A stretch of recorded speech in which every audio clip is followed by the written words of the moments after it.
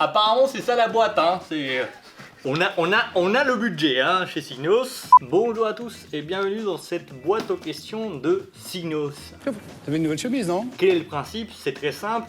On met des questions ici qu'on voit dans les réseaux sociaux ou qu'on nous envoie. Je tire au sort une question et j'essaie d'y répondre le plus clairement en moins de 2 minutes. C'est parti pour tirer la première question. Oui, quelle est votre question, monsieur?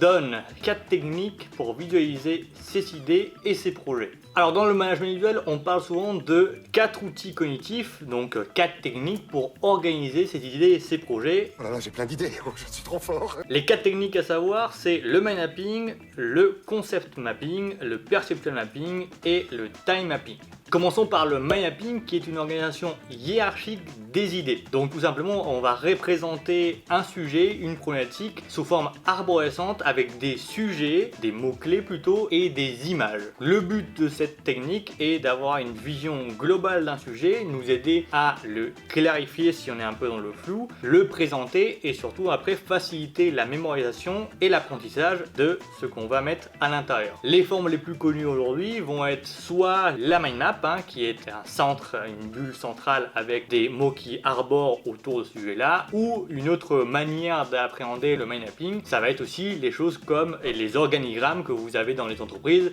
qui sont plus hiérarchiques, mais qui fonctionnent sous le même modèle, en tout cas la même technique. La deuxième technique va être le concept mapping. Alors cette fois-ci, c'est une organisation systémique des idées. Donc ça va être des sortes de réseaux, on va prendre plusieurs concepts entre eux et on va les lier avec des flèches qui ont un sens et un mot-clé à l'intérieur pour savoir que la liaison entre deux objets. Cette structure va permettre d'élaborer des procédures et on va créer comme ça des diagrammes des flux, des cartographies de connaissances et aussi bien sûr des cartographies de procédures. Donc ça va être vraiment là pour clarifier les liens qui existent entre plusieurs idées, plusieurs concepts. Ça permet ainsi d'appréhender un système complexe via un visuel simple. La troisième technique est le perceptual mapping. Alors le perceptual mapping, c'est une organisation spatiale des idées. Souvent, on va le représenter sur 2 axes avec 4 cadrans et on va venir à disposer les idées dans ces différents cadrans pour pouvoir les comparer. C'est une technique très utile pour identifier les similitudes et les différences entre plusieurs idées, mais c'est aussi une technique qui va nous aider beaucoup à nous faciliter la prise de décision